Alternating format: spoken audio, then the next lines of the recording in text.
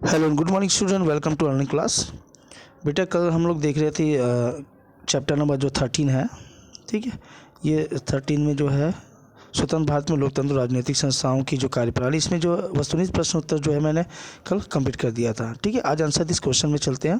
तो इसमें देखिए जो सबसे पहला जो क्वेश्चन जो दिया गया है अति लघुत्तम प्रश्न उत्तर, पहले लोकसभा चुनाव में गैर कांग्रेसी दलों को कितना प्रतिशत वोट मिला। तो पहले जो लोकसभा चुनाव हुआ था उसमें गैर कांग्रेसी जो दल जो थे उनको 55% वोट मिला, ठीक है। गैर कांग्रेसी मतलब ऐसा जो पार्टी जो कांग्रेस से संबंध नहीं रखते थे। लोकसभा के कितने प्रतिशत सदस्य गैर कांग्रेस दलों के थे। तो प्रथम जो चुनाव हुआ या आम चुनाव हुआ उसके बाद जो था लोकसभा में जो 26% सदस्य जो थे वो गैर कांग्रेसी दलों के थे। भारत में वयस्क मताधिकार कितने वर्ष की आयु पूर्ण होने पर प्राप्त होता है। तो भारत में जो वयस्क मताधिकार जो 18 वर्ष की आयु पूरी करने पर प्राप्त होता है। चुनाव के लिए राजनीतिक दलों का पंजीकरण किस संस्था में होती है। तो चुनाव के लिए राजनीतिक दलों का जो पंजीकरण जो होता है निर्वाचन आयोग में होता है। भारत किस प्रकार के लोकतंत्र को अपनाना चाहता है या अपनाया गया है। तो भारत में जो है प्रतिनिधित्व लोकतंत्र को अपनाया गया है। प्रतिनिधित्व प्रणाली के अंतर्गत जो चुनाव होता है या लोकतांत्रिक व्यवस्थाएं होती हैं, ऐसी व्यवस्थाओं को अपनाया गया है। भारत में पहला आम चुनाव कब हुआ। तो भारत में पहला आम चुनाव जो था 1952 में संपन्न हुआ। अगला है किस बिल के द्वारा महिलाओं को सामाजिक समानताएं स्थापित की गई थी। तो हिंदू कोड बिल जो 1952-56 के बीच में जो है इस बिल को पास किया गया के द्वारा महिलाओं की जो सामाजिक समानता स्थापित की गई। भारत में जमींदारी प्रथा कब समाप्त हुआ। तो भारत में जो 1956 में जमींदारी प्रथा समाप्त हो गई। फिर 9वां क्वेश्चन है कि पंचायती राज लागू होने से क्या लाभ हुआ। तो पंचायती राज की स्थापना से सत्ता का विकेंद्रीकरण हुआ। स्थानीय स्तर में के कार्यों में जो है तत्परता आई।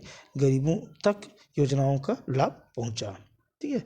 तो यहाँ पर सत्ता के विकेंद्रीकरण का मतलब ये होता है कि यहाँ पे जो पंचायती स्तर पर जो है पंचायत को जो है 3 स्तर पे बांटा गया है, जैसे ग्राम पंचायत, ठीक है। उसके बाद आपका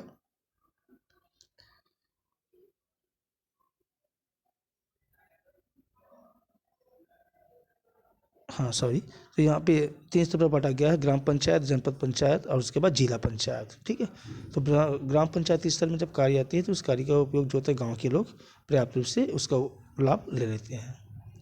क्वेश्चन नंबर जो 10 देखिए, ऐसी कौन सी परिस्थितियाँ रही होगी जिनकी वजह से सन 1947 से लेकर 1967 तक भारत में एक दल का दबदबा हुआ।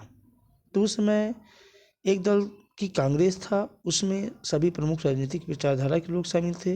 राजनीतिक मुकाबला पार्टी के भीतर था, जिसमें संगठन की जो मजबूती मिली। इस वजह से जो 1947 से लेकर 1967 के बीच में जो है एक दल का शासन व्यवस्था जो था वो बना रहा। फिर देखिए लघुत्तरी क्वेश्चंस, इंपॉर्टेंट क्वेश्चन है रिपीट वाला। डॉक्टर भीमराव अम्बेडकर ने मंत्रिमंडल से त्यागपत्र क्यों दिया। तो हिंदू कोड बिल को तैयार करने में और इसे सदन में पेश करने में डॉक्टर भीमराव अम्बेडकर ने महत्वपूर्ण भूमिका निभाई थी, लेकिन रूढ़िवादी हिंदुओं ने इस बिल का विरोध किया। अतः दुखी होकर डॉक्टर भीमराव अम्बेडकर ने मंत्रिमंडल से त्यागपत्र दे दिया।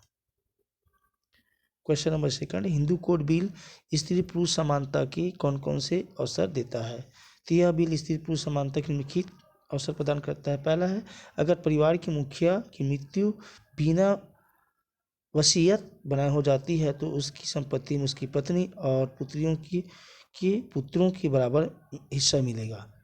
पहले केवल पुत्रों को ही संपत्ति मिलती थी। नंबर 2 है, पति या पत्नी के जीवित रहते हुए दूसरा विवाह करना अवैध ठहराया गया, मतलब गैर कानूनी माना गया। पहले यह कानून केवल महिलाओं पर लागू था। नंबर 2 है, पति व पत्नी दोनों की विशेष परिस्थितियों में तलाक मांगने पर समान अधिकार दिया गया है, ठीक है। यह है एक तरीके से हिंदू कोड बिल से स्त्री पुरुष के समानता का अधिकार।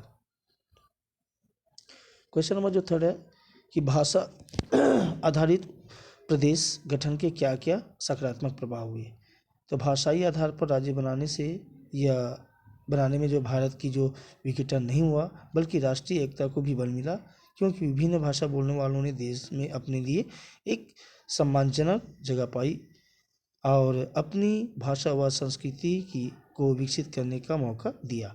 भाषाई आधार पर राज्य बनने में प्रशासनिक दक्षता में वृद्धि हुई, क्योंकि छोटे राज्यों में प्रशासन एवं सुव्यवस्था बनाना आसान हो गया। ठीक है।